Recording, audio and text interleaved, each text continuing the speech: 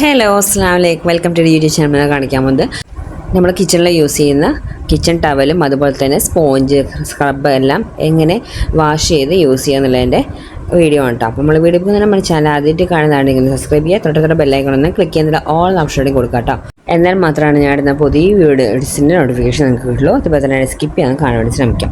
അപ്പോൾ നമ്മൾ എടുത്തിരിക്കുന്ന ടവലാണ് കേട്ടത്. നല്ല ചെളി പിടിച്ചിട്ടുണ്ട്. നമുക്ക് വീഡിയോയിൽ കാണിക്കാൻ വേണ്ടിയിട്ടുണ്ട്. ഞാൻ 2 ദിവസം നല്ല കഴുകിയിട്ടില്ല. അപ്പോൾ ദിവസം നമ്മൾ യൂസ് ചെയ്യുന്ന കിച്ചൺ ടവലാണെങ്കിൽ സ്പോഞ്ച് ആണെങ്കിൽ സ്ക്രബ് ആണെങ്കിലും വാഷ് ചെയ്യണം. ഞാനിപ്പോൾ ഒരു പാത്രത്തിലിവിടെ വെള്ളം വെച്ചിട്ടുണ്ട്. ആ വെള്ളം ചൂടാവുന്ന സമയത്ത് നമുക്കിതിൽ ഇട്ട് കൊടുക്കണത് എന്താ വെച്ചാൽ ഒരു ടേബിൾ സ്പൂണ് വാഷിംഗ് പൗഡറാണ് കേട്ടോ. സോപ്പും പൊടിയില്ലേ അതിട്ട് കൊടുക്കുന്നുണ്ട്. അപ്പോൾ നിങ്ങളുടെ കയ്യിൽ ഏത് സോപ്പും പൊടിയാണെങ്കിലും കുഴപ്പമില്ല. അതായത് പല ബ്രാൻഡും ഉണ്ടാകും സോപ്പും പൊടി. ഏത് സോപ്പും പൊടിയാണെങ്കിലും കുഴപ്പമില്ല. സോപ്പും പൊടി ഇട്ട് കൊടുത്താൽ മതി. അതിനുശേഷം നമുക്ക് ഇട്ട് കൊടുക്കുന്നത് ബേക്കിംഗ് സോഡയാണ്. അപ്പോൾ 2 ടേബിൾ സ്പൂണ് ബേക്കിംഗ് സോഡ ഇട്ട് കൊടുക്കാം. ബേക്കിംഗ് സോഡ നമുക്ക് വീട്ടിൽ എന്ത് ക്ലീൻ ചെയ്യാനാണെങ്കിലും നല്ലൊരു ഇൻഗ്രീഡിയൻ്റ് ആണ് ഈ ബേക്കിംഗ് സോഡ കേട്ടോ. അപ്പോൾ എല്ലാവരുടെ വീട്ടിലും ഉണ്ടാവുന്നതാണ് ബേക്കിംഗ് സോഡ. ഇനി നമുക്ക് നമ്മളെടുത്ത പാൻ പറഞ്ഞാൽ നമ്മൾ കുക്കിങ്ങിന് ഉപയോഗിക്കുന്ന പാൻ എടുക്കാതിരിക്കുക. നമ്മൾ കളയാനൊക്കെ വേണ്ടി വെച്ചിരിക്കുന്ന പാനോ അതിനൊക്കെ ഉണ്ടാവുമല്ലോ, നമുക്ക് അങ്ങനത്തെ പാത്രം ഉണ്ടെങ്കിൽ നമ്മൾ അതിനെ യൂസ് ചെയ്യാൻ വേണ്ടി നോക്കുക കേട്ടോ. നമ്മളിത് ക്ലീൻ ചെയ്തിട്ട് പിന്നെയും അത് കുക്കിന് ഉപയോഗിക്കുന്ന പാത്രം എടുക്കാതിരിക്കുക. നമ്മൾ ഇത് ദിവസം ക്ലീൻ ചെയ്തിട്ട് നമ്മൾ ഈ ടവലാണെങ്കിലും അതുപോലെ തന്നെ സ്പോഞ്ച് സ്ക്രബൊക്കെ എപ്പോഴും നമ്മൾ രാത്രി നമ്മൾ ആ കുക്കിങ്ങൊക്കെ കഴിഞ്ഞതിന് ശേഷം നമ്മൾ ക്ലീൻ ചെയ്തിട്ട് വേണം നമ്മൾ എടുത്ത് വെക്കാൻ കേട്ടോ. അപ്പോൾ നമ്മൾ രാവിലെ ആകുമ്പോഴത്തേനും അത് നല്ല ഡ്രൈ ആയിട്ടുണ്ടാവും. നമുക്ക് നല്ല ഫ്രഷ് ആയിട്ട് കിട്ടും. നമ്മൾ കാണാത്ത ഒരുപാട് അഴുക്കുകൾ ഉണ്ടാവും. ഈ സ്പോഞ്ചിലാണെങ്കിലും ഒരുപാട് ബാക്ടീരിയസ് ഉണ്ടാവും. സ്ക്രബിലൊക്കെ ആണെങ്കിലും ഇപ്പോൾ ഈ ടവലിലാണെങ്കിൽ നമ്മൾ ഓയിൽ തുടച്ചതോ അതുപോലെ വഴുവഴുപ്പ് ഉണ്ടാവും, അതുപോലെ സ്മെല്ലുണ്ടാവും. അതൊന്നും നമ്മൾ വെറുതെ കൈകൊണ്ട് വെള്ളത്തിൽ ഇങ്ങനെ കഴുകിയാലൊന്നും പോവില്ല. ഇതുപോലെ തിളപ്പിച്ചിട്ടുണ്ടെങ്കിൽ നിങ്ങൾക്കത് കാണാൻ പറ്റും കേട്ടോ. ഒരുപാട് ചളി അതിൽ നിന്ന് ഇങ്ങനെ പോകുന്നത് കാണാം. അപ്പോൾ ഞാൻ വീഡിയോ എടുക്കാൻ വേണ്ടിയിട്ടാണ് 2 ദിവസം കഴുകാതെ വെച്ചത്. നമ്മൾ ദിവസം ഫ്രഷായി വെക്കുമ്പോൾ നമുക്കത് വീഡിയോയിൽ കാണിക്കാൻ പറ്റില്ല. നമുക്ക് അഴുക്കും കരണം കാണെങ്കിൽ നമ്മൾ 2 ദിവസമൊക്കെ കഴുകാതിരിക്കുമ്പോഴാണ് നമുക്ക് അതിൻ്റെ അഴുക്കുകളൊക്കെ നന്നായിട്ട് കാണാം കേട്ടോ. അപ്പോൾ നമ്മളത് ചൂടായതിനു ശേഷം ഈ തുണി ഇട്ട് കൊടുത്ത് ഈ പൊടികളൊക്കെ ഇട്ട് കൊടുത്തതിന് ശേഷം തുണി ഇട്ട് കൊടുത്തിട്ടുണ്ട്.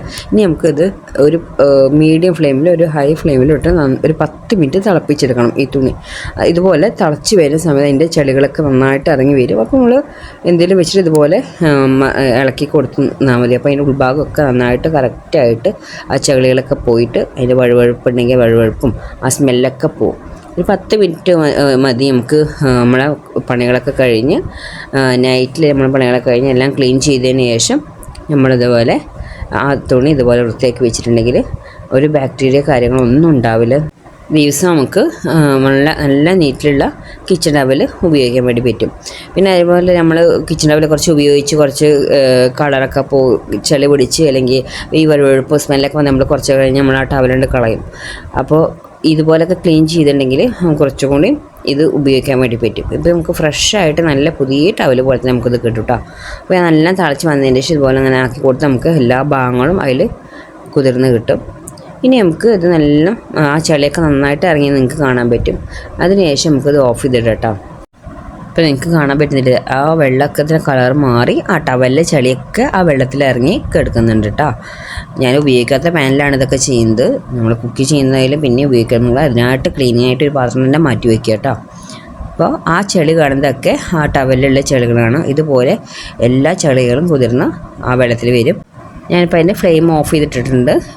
ഇനിയിപ്പോൾ ചൂടാതിന് ശേഷം നമ്മൾ ജസ്റ്റ് കൈ വെച്ചിട്ട് ഒന്നും ചെയ്യേണ്ട, കൈ വെച്ച് ഇതുപോലെ ഒന്ന് ആക്കി കൊടുത്താൽ അങ്ങനെ ഒന്ന് തിരുമ്പി കൊടുത്താൽ മതി. ഒരുപാട് ബലം പിടിക്കേണ്ട ആവശ്യമില്ല. കാരണം അതിൽ ചെളികളൊക്കെ നമ്മളതിൽ കുതിർന്ന് വന്നിട്ടുണ്ട്. നമ്മളിതുപോലെ കൈ വെച്ച് പിഴിയുമ്പോൾ നമ്മൾ ആ വെള്ളത്തിൽ കിടന്നില്ല, അതിൻ്റെ ചെളികളാണ് പോകുന്നത് കേട്ടോ.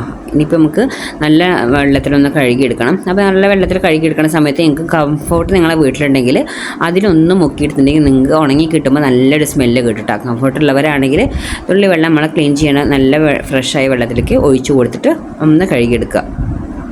ഞാനിപ്പോൾ നന്നായിട്ട് ഉണക്കിയെടുത്തിട്ട കിച്ചൺ ടവലാണ്. നിങ്ങൾക്ക് ആദ്യത്തെ ടവൽ കണ്ടാൽ ഇപ്പോഴും കണ്ട ടവൽ കണ്ട് നിങ്ങൾക്ക് മാറ്റം അറിയാൻ പറ്റും. കറുത്ത കളർ പോലെ ഉണ്ടായിരുന്ന ടവലായിരുന്നു, ഇപ്പോൾ ഇത് ഫ്രഷായി പുതിയതുപോലെ ആയിട്ടുണ്ട്. അപ്പോൾ ഇത് നിങ്ങൾക്ക് ഇതുപോലെ ആക്കിയെടുക്കാം. ഇനി നമുക്ക് സ്പോഞ്ചും അതുപോലെ തന്നെ നമ്മൾ എപ്പോഴും യൂസ് ചെയ്യുന്ന സ്ക്രബ് എങ്ങനെ യൂസ് ചെയ്യാൻ നോക്കാം. അതുപോലെ തന്നെ വെള്ളം വെക്കുകയാണെങ്കിൽ ചൂടായതിനു ശേഷം ഞാൻ സുറുക്കയാണ് ഒഴിച്ച് കൊടുത്തത്. സുറുക്ക ഒഴിച്ച് കൊടുത്തതിന് ശേഷം പിന്നെ നമുക്ക് നാരങ്ങ വേണം.